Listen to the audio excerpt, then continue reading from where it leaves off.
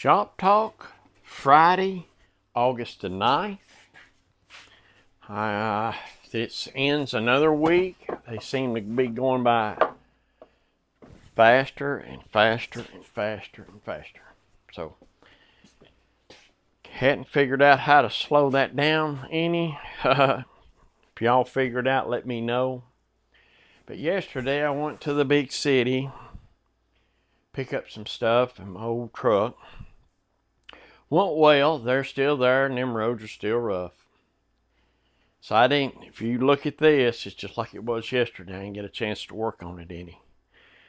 So what I thought I'd do today is, I've been talking about my sharpening station. I thought I'd show you my sharpening station. What I do, I get on the end of the bench right here, and my sharpening station is just right there. And I got a Sharpen.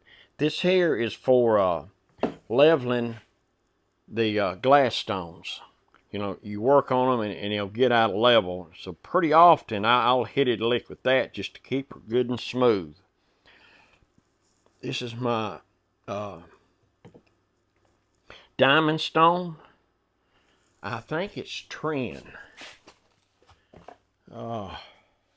Yeah, there it is. It says 8 inch by 3 inch. 300 grit on one side and 1,000 on the other.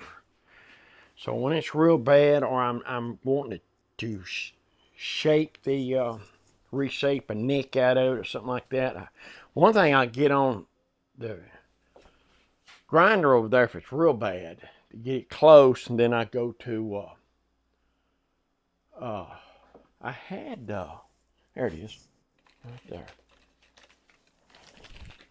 I use Hone Right. I keep it in a plastic bag. But what it does, it tells you how to mix it up, and I keep it in a spray bottle. What it does, it keeps the stone, of course you ain't got to worry about the glass, but it keeps your stone from rusting.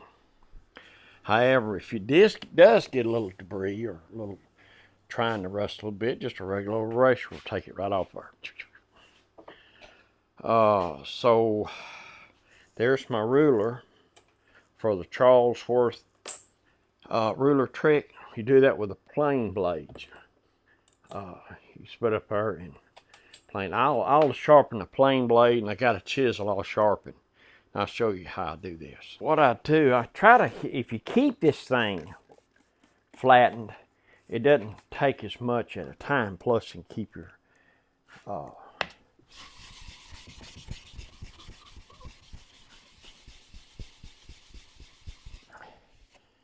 doesn't take much at a time if you keep it flat, if you know what I mean. So what I do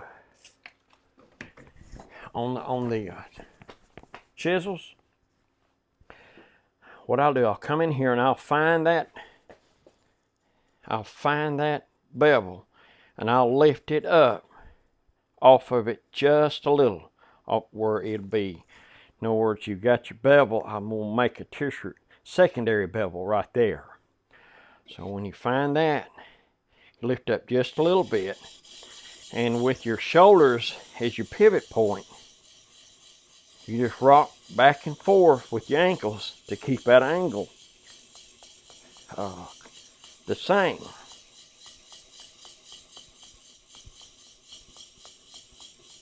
Doesn't take a lot. All right.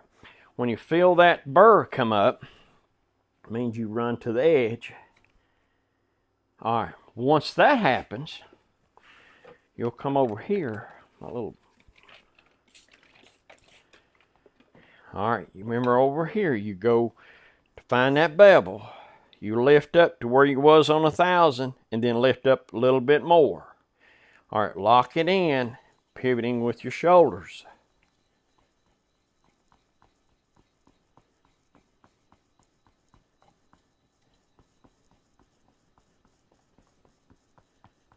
All right, what we're doing, we're polishing that very edge.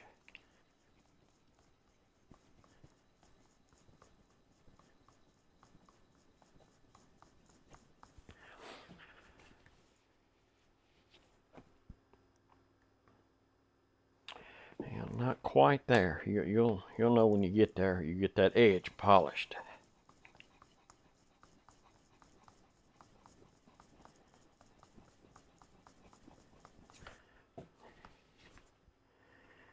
Okay, and once you get your edge polished, you'll lay your chisel flat. Not that much pressure, just lightly. Kind of resist to really bear down on it. So basically what you're doing, you're polishing this edge and this edge where they meet, and that's what makes the chisel sharp.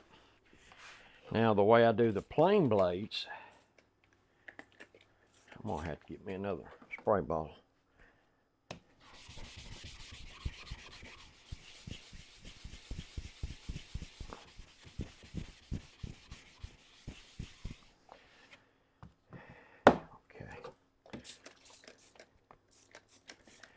Kind of the same thing here. What you do is you find that bevel.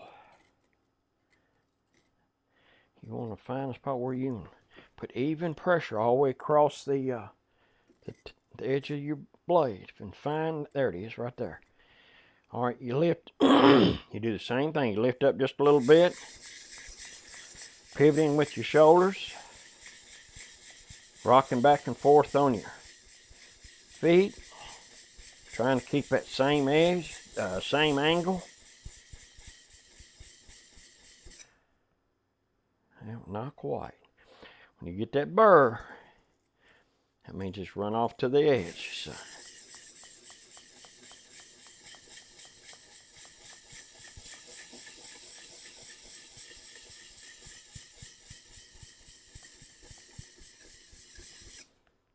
There it is. When you feel that burr, then now we'll come up to the 16,000. You want to do the same thing. Find that bevel, lift up to where you was there, lift up a little higher, pivot in with your shoulders.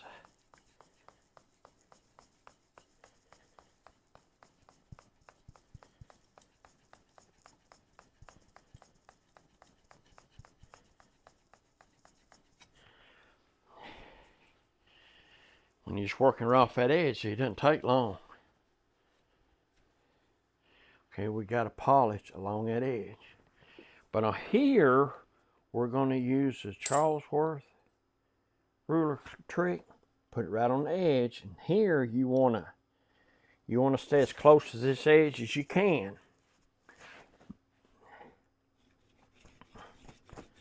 Polishing that back to get that.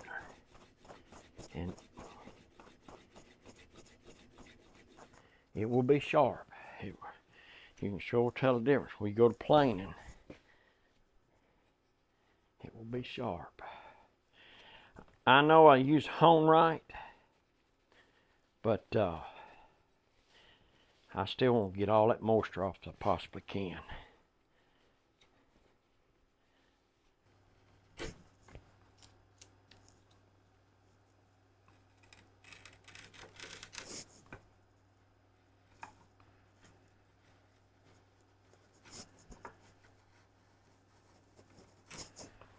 When you go to paring, having a sharp chisel sure makes it nice. So I got the plain blade.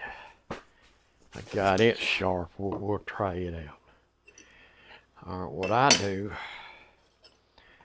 you got the chip breaker. I try not to touch that edge. Let it come up past it, then draw it back, leaving it pretty close to the edge. What I do, I lay it down and it keeps them close together. I mean, lined up. Tighten your screw up. Yes, that's a little far. I'm going to try to.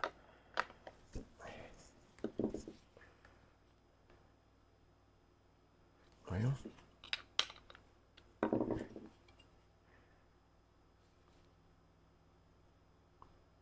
Okay, see him there?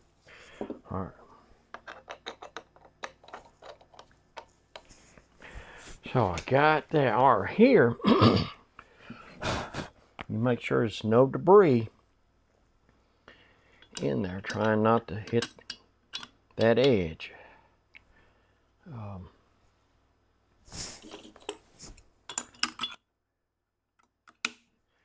All right then, we'll line that blade up. The way I pre-line up the blade, you get all the debris up, be sure to go this way and not that way, because, you know, you get the picture. See, I get something white right here, to where that black, it leaves a black line as you sight down this thing. And what you do is you fix that thing when, as you retracting the blade, that it goes away at the same time on both sides. Not you adjust it till it does. Then when you go to your work, you're going to be real close. Once you get her back together, all right, you start extending the blade just till it, all right, it's hitting on that side, so I want to follow it to that side. Give it just a little bit. Okay, that maybe just a tick more. Okay, now I'm getting full width, so give me a little bit more blade. You almost see through it. I'm gonna back it off just, I'm gonna retract the blade just ever so slightly.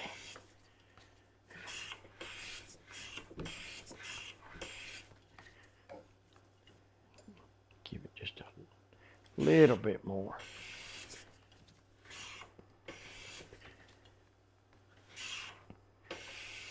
Okay.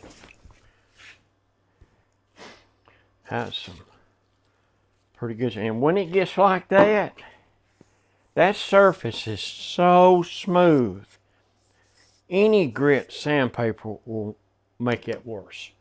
That is, I wish you could feel that. That is smooth. Okay, just for our information, let's just see. See, you can just almost see, you can see shadows through it. Let's just see how thick it. I'm showing 3/1000. And the other one, this last one we did, 2/1000. 2/1000 of an inch thick. That'll tell you right there that surface is smooth. That's how I sharpen. And really, you know, I'm paring or what, and you get down close to the end, that's when you want to go back and tune that thing up. Sitting right here, you just go sharpen that thing, and it doesn't take, it takes less than a minute, and you're back in business and off you're going. But the thing about it is, that's what you want to try to do. I know if you don't have space, you fix it where you pull a tool out. I mean, if you're in a single car garage, you have to do what you have to do. But if you have the space and it's that where you just walk over there, use the tool, and go the next, use the tool, you'll come there using it. 'Cause a lot of times what I found before I got a space big enough to where I could spread out, what I'd wind up doing is find another way of doing it. Time you drag it out and get it set up, I mean, it's tough, and I feel for the ones, because once upon a time I was in that spot where I'd pull it out and using it to put it back up. It's sure nice to be able to walk over to the machine, hook your dust collection up, fire that baby up, and go. It's really nice.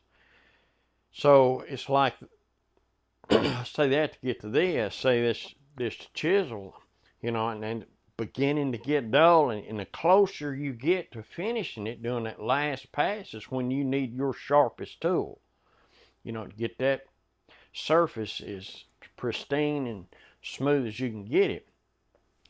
So if you can do it in a minute, you walk around here, do your sharpening, come back and finish it up. But if you had to drag everything out and you go through this long procedure, it makes it a little tougher. You'll go ahead and finishing it without doing it. It's what you'll wind up doing. But that's the way I sharpen, and that's why I like to have my sharpening station right at the end of my bench. Because usually when I'm working, you know, go right there, boom, you got it. That makes it, if you keep your tool sharp, it's easier to push it through the wood.